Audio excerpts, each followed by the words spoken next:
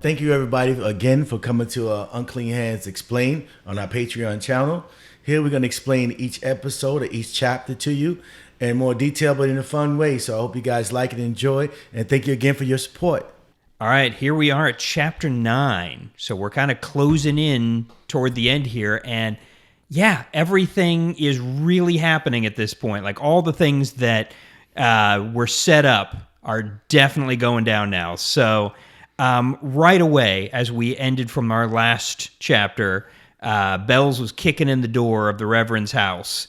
And this whole episode takes place with the Reverend. Mm-hmm. And yeah, why don't you tell us a little bit about what goes down here? Well, you know, as soon as we ended the last chapter when somebody's kicking in the door, obvious, it ended up being Bells. Yep.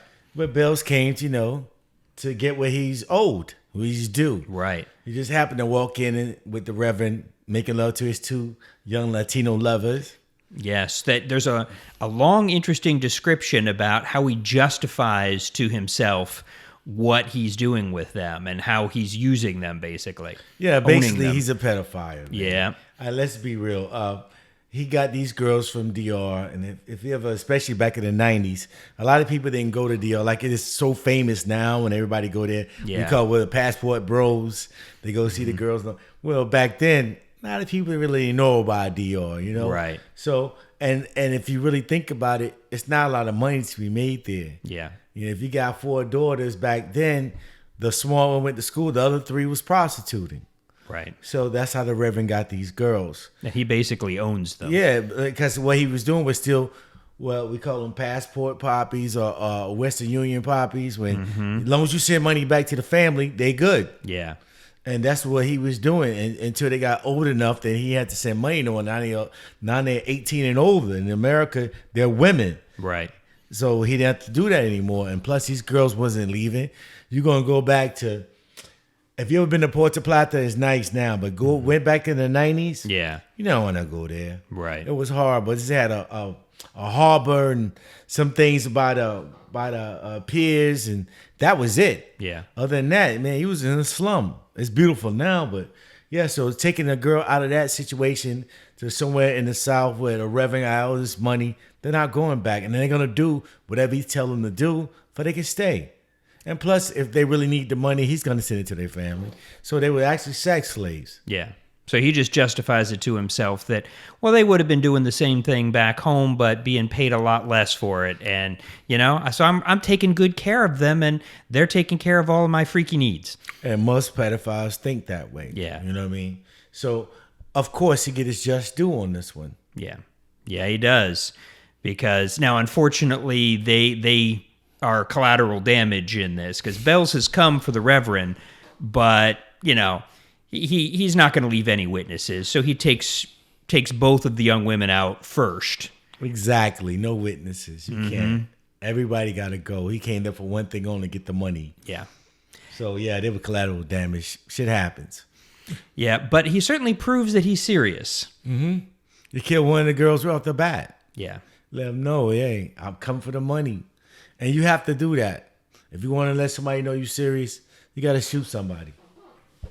Yeah, and, you know, someone like the Reverend, he talks a good game, but he's not a brave man, and he quickly comes apart here. And you see how the Reverend, in the beginning, you thought he was a good, righteous person. Yeah. He's there for the kids. You remember the sermon? He gave such a great sermon. He really did. He didn't give 2 damns about that kid. No, and You know what I mean? But he could put on the show. But like he said, he was forced to do that. Because, you know, he tried to, when he's pleading for his life. Well, you know, you think I want to be a Reverend?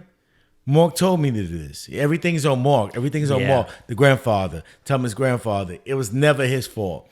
And most people who in denial like that, or narcissism and all that, it's never their fault. Yeah. It's never their fault. And they will sell someone down the river to save their own ass. He's in the end, he started praying. You know what I'm saying? Anything to save his ass. Yeah. He was doing it. Take the girls. He offered the girls. Yeah. Before they were shot, he offers take them up. Go ahead, take them. Just leave my money so I can leave. You know, because he knew how dangerous Mark was, and he's gonna take money to get out of there. But still, you know, he offered the girls. So this guy cared about no one but himself. but he's supposed to be a preacher. Well, and that's where a lot comes out too. Like you said, Mark is pulling on a lot of strings here. Mark Williams is pulling, because we talked about this way back several episodes ago, that it seems like there was some stuff that went down in the past that he was involved in, but I didn't get the impression that he had as much power and control, except maybe a little bit with when Bells was saying like, "Hey, did you intentionally try to get me more years in prison?" But now it sounds like there was a lot more going on. Well, as you see in the next couple of chapters, only 2 left, but you'll see what's really the power behind Mark. Because in the end, it's all about self-preservation. Yeah. And Mark is the only game in town. So what are you going to do? You come here or not? And like I said, it was a perfect situation to sell drugs, to move the drugs, to distribute it. Right. Funeral home. And sounds like they took care of the competition at one point. Yeah, like they said in the very second chapter, when Jamal Blue and Dee Dee Blue said they had no choice but to go to them. Because they wish, and people didn't catch this, we wish the Johnson Funeral Home was still here, but it ain't here no more. Right. And he explained why the funeral home's not there no more. Yeah. You know what I'm saying? They did something for Mr. Williams, got rid of it.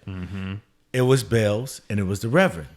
Yes. But Bells ended up going to jail for it, not the Reverend. The Reverend became Mark's, middleman, go-to guy.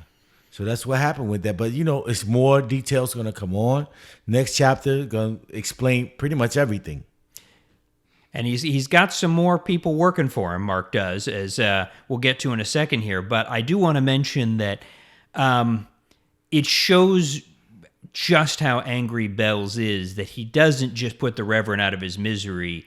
He shoots him in the stomach and in the back because he wants him to suffer. Yeah. He wants him to feel like, I suffered in prison and you are going to suffer too. I want you to feel this. And, you put in some very particular details about like the blood on his teeth and things like that, that he is feeling this pain, and that's what Bells wants. Of course, because, it's only retribution. It's revenge. All the time you left me in there. And then the thing is, again, even though the Reverend was shot, stomach, back, blood coming on his teeth, you see these pink stings, still begging for his life. Still willing to cut a deal. Yep. You know what I mean?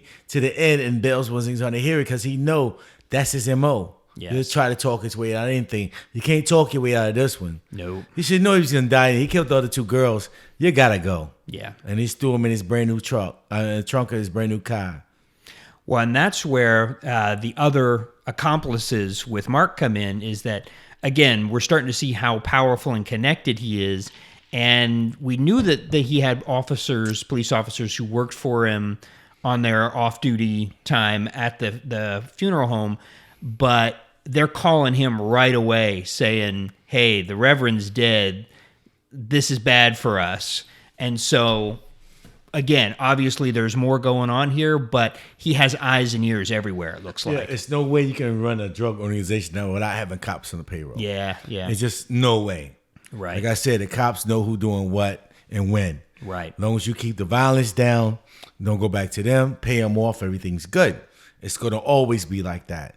So, yeah, of course he had, and when they saw the Reverend dead, who was his go-to guy, who made sure everything was cleaned up, because remember, if all the drugs went through the church, the profits, you can't pay taxes, it cleans everything up.